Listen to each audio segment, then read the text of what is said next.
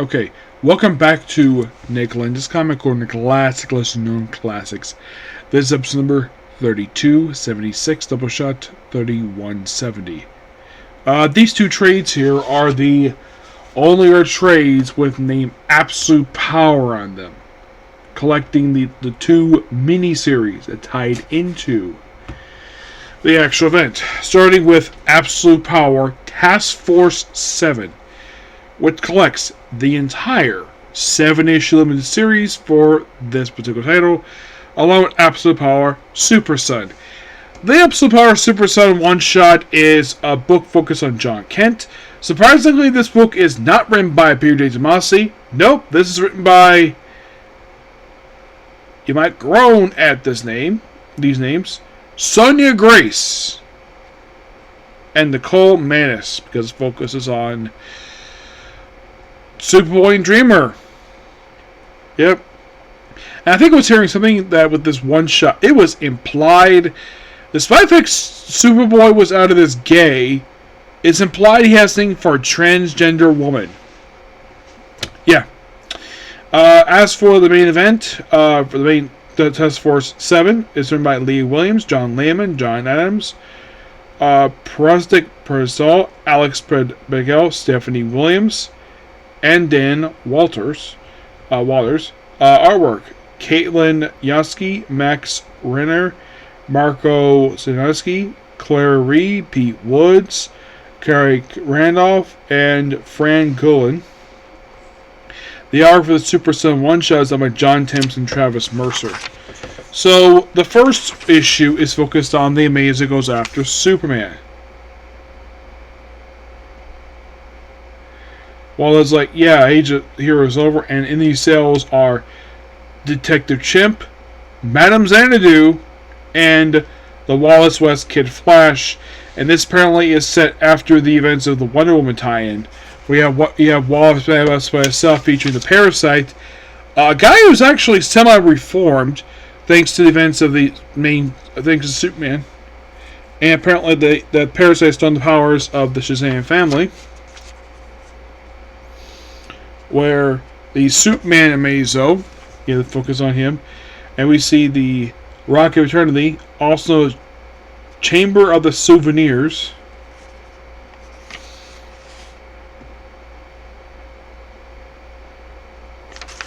And he notices that Billy and Mary are attempting to, of course, you have where they have paperwork and they have to get out of there. And then to deal with the Amazing Robot, we actually have Black Adam help out the Shazam family. Yes, the awesome Black Adam. Yeah, he's involved with this. And he gets his powers zapped. And of course, kicking over the filing cabinets, you have Billy saying, Shazam. And you have each other basically, and this, it's like, yeah. He sees passed by cells, one with Power Girl, one Black Adam, you have the Marvel twins, and, well, Black Adam, and of course, apparently the guy in charge is Sarge Steel.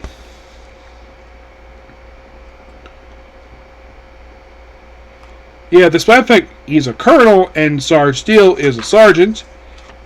Yeah, the thing with Sarge Steel in the last couple years, Sarge Steel was usually depicted as a pretty decent person a lot of time in the comics, but in the last couple years, the writers have made him out to be a massive dick. Yes, seriously. So this is the one shot. This issue here too. This features the Doom Patrol as well, and of course they don't know about their headquarters burning down. And of course it's the line from the Unstoppable Doom Patrol miniseries, where they're basically helped out by Garth of basically Tempest, and of course they do know. And of course it's basically you have an Amazing Robot. Of course you have Aqualad. Well, actually, excuse me. Aquaman, thanks to Brandon Thomas. Yeah, where they fight this Amazing Robot, and of course you have Aquaman, where he basically fends him off with his people. He tries his best, and he works with Doom Patrol this one shot, which, yeah, this story continues over in episode number 2. And then we cut to where Steve Trevor mentions about something about Atlantis. He finds a bug in a phone. And then he gets smacked by Sarge Steele. And he's immediately arrested. 2 I've discussed already in the Green Lantern trade paperback, the 3rd volume. So I'm skipping over volume 3. Moving issue 4, this focuses on Batman. Love this artwork here by Steve Platt. This one here is basically done by Paronstic Picture. I'm not familiar with. It's basically Failsafe, where he decided to pay a visit to the Court of Owls. Yes. And you have basically where they're in the weapons cache for the Court of Owls. Yes. And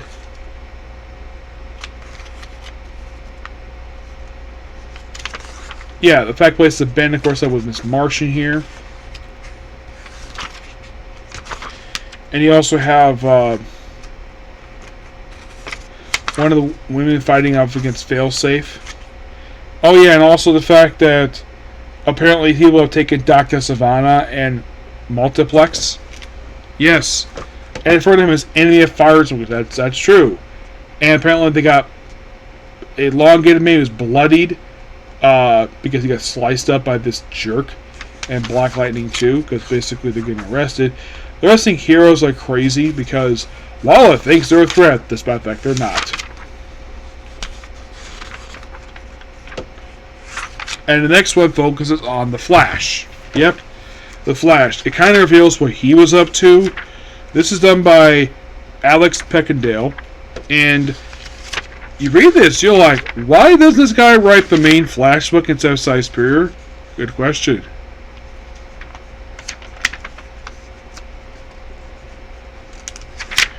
Because this book is actually pretty good. You have focus on the family itself, but it's really good.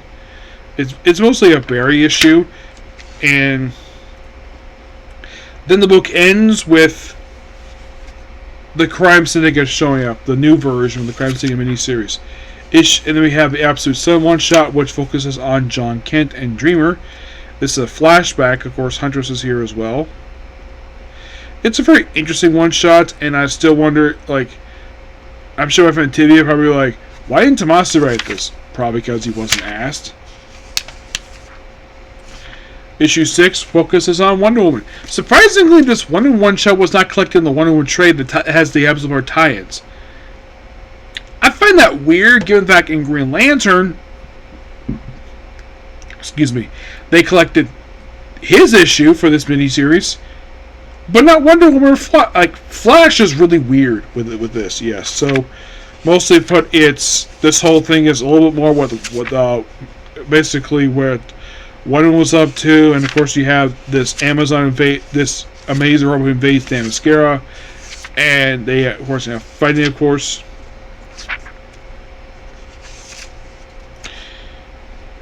And then, of course, this leads into the Wonder Woman issue. And then the last issue focuses on Martian Manhunter, a character who nowadays barely gets any focus outside of the Justice League stuff. Yes.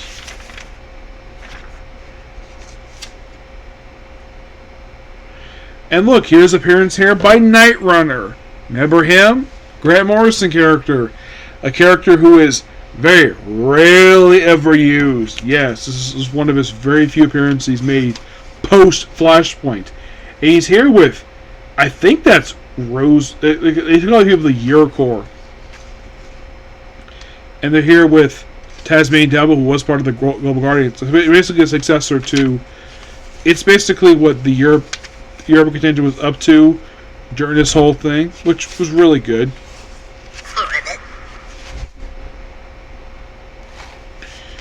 Yeah.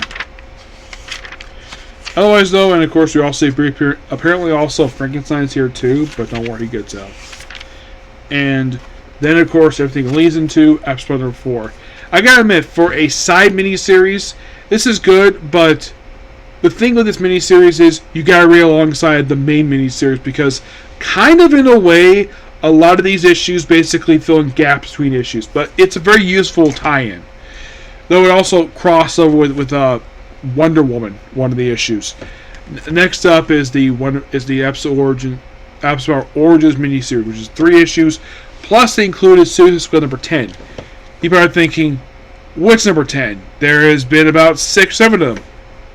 The very first number 10 by John Ostrander, which it's a really good issue. Does it explore Waller's backstory? No. No, it does not. So, mostly put for this miniseries here, this is written by John Ridley. When of course, my friend Jay, he and I first heard of this miniseries, we're like, was this necessary? We already know Waller's backstory. Like, it's been explored. We've been here already. Why are we doing this again? Well, at least it's only 3 issues, not 4, 6. 3. Yeah. And it's written by John Ridley, art by Athena Martinez. One thing I do appreciate about this miniseries is that certain characters are drawn like their pre-Flashpoint counterparts. And I'm like, what? That's awesome.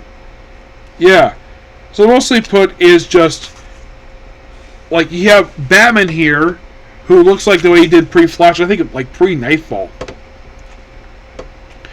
It's mostly put about basically Waller trying to deal with some death of her husband.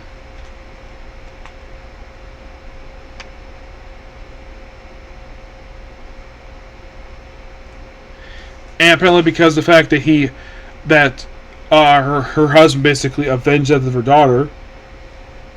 He's like, "Does I read your report? That's all we have, Miss Waller. Your husband died commission of felony. Walked in public space, shot a man and did. He shot the man who raped and killed our daughter. He didn't know that the killer was wearing a mask.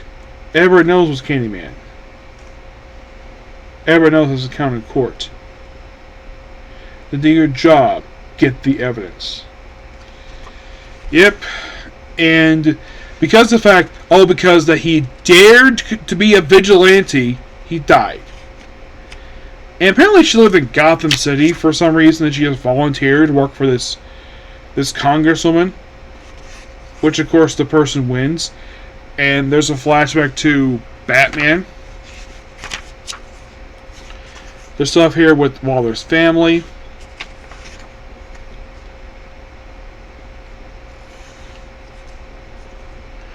Yeah. So, this stuff, of course, Waller's family does not like him very much at all. No. And the reason why, because I'm very... Well, it's because basically, well, it's her personality. And the fact that in the last Suicide Squad book, she became a grandmother. But she apparently couldn't see her own grandchild because of basically her estrangement from her own family.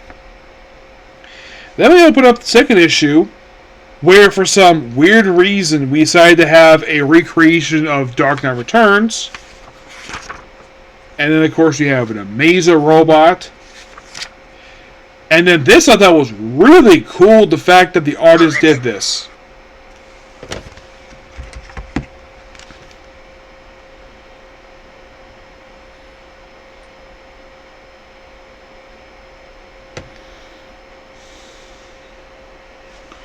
Where they recreated the pre-Flashpoint looks for all the characters, including Wonder Woman. I mean, when was the last time we saw in publication Wonder Woman wearing this outfit? The last time she wore this outfit was before Jam messed it her title. That was the last time she wore that outfit. Martian Manhunter, of course, that's pre-Flashpoint. First time we see him wearing that in publication. First time since 2011. We have Jon Stewart, Superman. I thought this was so cool. And we have this guy called Psychotron. Of course, we have stuff with the Suicide Squad, which we have these characters more drawn like the pre-Flashpoint looks, which is so cool. And even Lobo too, which is so awesome. I appreciate the artist who did this miniseries. This artist is done by Athena Martinez. I thought it was really cool. And the guy gets killed. And then, of course, for the final issue of the book, is basically just a Suicide Squad mission where It involves Batman. It's basically a recreation of a story issued to Kappa during the main Suicide Squad book, which you have Rick Flag here looking like his pre-Flashpoint counterpart. Yep. But otherwise, though, it's not a bad miniseries. Probably the best thing about this miniseries is the artwork. I love the art for this one. Yep. So yeah, that's pretty much it. Particular video. Please be sure to like and subscribe to notifications. When I get back from dinner, the Apothecary Diaries. Okay, next video. Bye.